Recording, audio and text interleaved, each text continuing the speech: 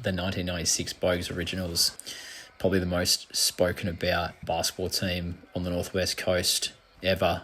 Left a pretty big legacy that still lives on today. You could probably go into any of the NWU basketball stadiums on a Tuesday night and mention a handful of names that are on that team, and it's almost a guarantee that someone in that crowd would have a story or heard of a story or know of someone that's heard a story of one of these players. The folklore of these guys has been passed down from generation after generation, and those guys have left a massive impact on the basketball coast as a whole. Guys like Dave Buren, Ben Harvey, Jason Pepper, Marcus Bell-Chambers, Ben Armstrong.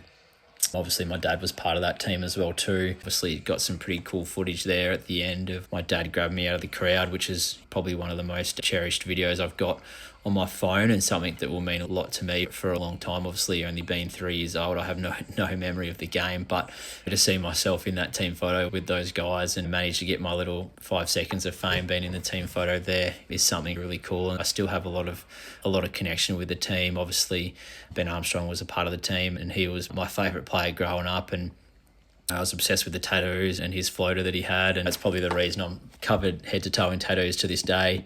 To Matt Bennell as well too, and there's a bit of footage of me giving him a high five after the game, and Matt Bennell was one of my good mates these days. And obviously you've got Phil Thomas, who coached the team and eventually ended up coaching me 20 years on at the start of my SEABL career, and had a massive impact on who I am as a player and as a person as well too. So yeah, big thank you and show of appreciation to the 1996 Boags Originals and Phil Thomas for having a forever lasting impact on the basketball community as a whole.